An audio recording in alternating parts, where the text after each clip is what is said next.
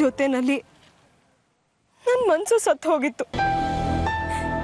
Hyper tension ಇಂದ ಉಸಿರಾಡಕ್ಕೂ ಕಷ್ಟ ಆಗ್ತಿತ್ತು.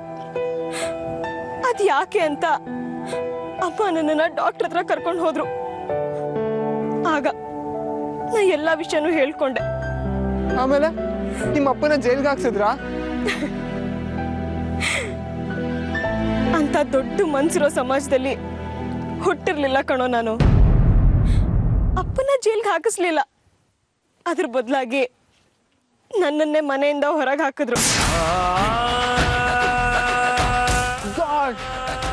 ಯಾಕೆ? ವೈ ಚಾಂದಿನಿ?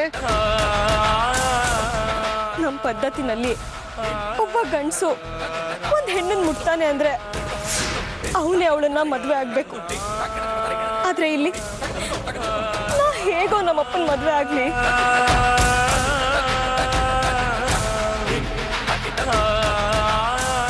ಅಷ್ಟೇ ಅಲ್ಲ, ನಾನು ಸೌತಿಯಾಗಿ ಬರೋದು ನಮ್ಮಮ್ಮನಿಗೆ ಇಷ್ಟ ಇರಲಿಲ್ಲ. ಅದಕ್ಕೆ ಇವಳು ಪಜ್ಜಿತಿನೇ ಬೇಡ ಅಂತ ನನ್ನನ್ನು ಮನೆಯಿಂದ, ಜಾತಿಯಿಂದ, ಸಮಾಜದಿಂದನೂ ಹೊರಗೆ ಹಾಕ್ಬಿಟ್ರು. ಬಹಿಷ್ಕಾರ ಹಾಕ್ಬಿಟ್ರು ಕಣೋ.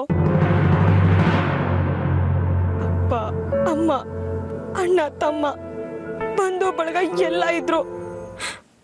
ಅನಾಥವಾಗ್ಬಿಟ್ಟೆ ಕಣೋ ನಾನು. ಹೀನಾಯವಾಗಿ, ದರಿದ್ರವಾಗಿ ಸರ್ವನಾಶ ಆಗೋಯ್ತು ನನ್ನ ಲೈಫ್. ಹಾಳಾಗೋದೆ ಕಣೋ ನಾನು. ಅವನೊಬ್ಬನಿಂದ ನಾನು ನಾನು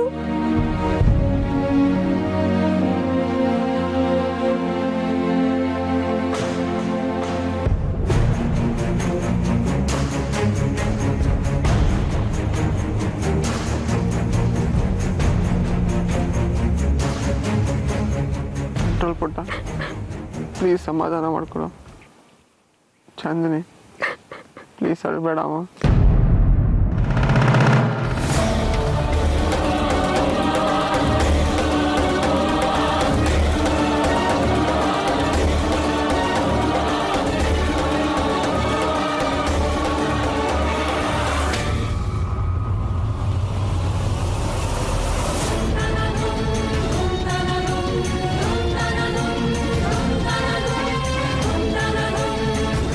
ಇಲ್ಲ, ಈಗ ನಾನು ಗಲಾಟೆ ಮಾಡಿದ್ರೆ ಎಲ್ಲ ನೆಮ್ಮದಿನೂ ಹಾಳಾಗುತ್ತೆ.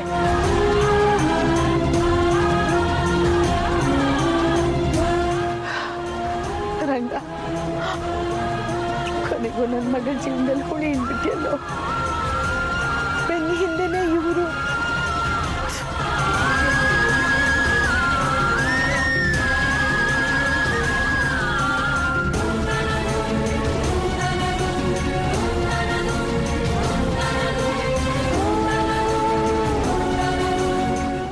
ಸಮಾಧಾನ ಮಾಡ್ಕೊಪುಟ್ಟ.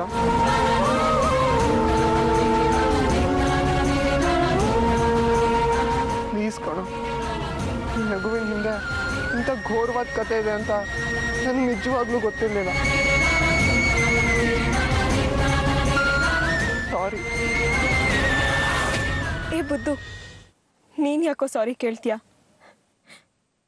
ನಮ್ಮಪ್ಪನೇ ನನ್ನನ್ನು ಸಾರಿ ಕೇಳಲಿಲ್ಲ.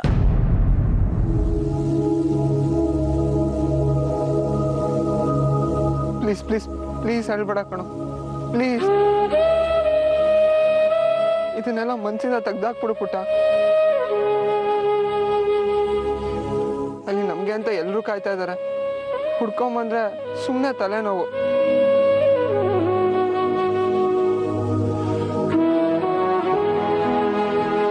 ಅಭಯ್, ಈ ವಿಷಯ ಅವ್ರಿಗೆ ಯಾರಿಗೂ ಗೊತ್ತಾಗಲ್ಲ ಅಲ್ವಾ? ಇಂಥದ್ದನ್ನೆಲ್ಲ ನಾನು ಹೇಳ್ತೀನೇನೋ? ನೆವರ್. ನಿನ್ ಸೀನಿಯರ್ಗೂ ಗೊತ್ತಾಗಲ್ಲ ಅಲ್ವಾ? ಪ್ರಾಮಿಸ್. ಆಯ್ತು, ಪ್ರಾಮಿಸ್. ವಿಷಯ ನನ್ನನ್ನು ಬಿಟ್ರೆ ಯಾರಿಗೂ ಗೊತ್ತಾಗಲ್ಲ. ನೀನು ತುಂಬಾ ಒಳ್ಳೆಯವನು ಕಣೋ. ನನಗಿಂತ ಒಳ್ಳೆಯವಳು. ಮನಸ್ಸಲ್ಲಿ ಈ ಮಟ್ಟಕ್ಕೆ ಬೆಂಕಿ ತುಂಬಿಕೊಂಡು ಈ ಥರ ಎಲ್ಲ ನಗ್ತಿದ್ಯಾ ಅಂತಂದ್ರೆ ನಿಜ ನಿನ್ನ ಬಗ್ಗೆ ಹೆಮ್ಮೆ ಆಗ್ತಾ ಇದೆ. ಹೊರಡೋಣ. ಇರು ಇರು ಇರು.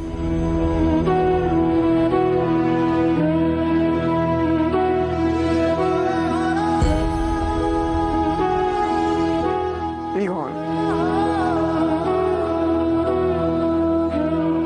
ಬುದ್ದು ಎದ್ದು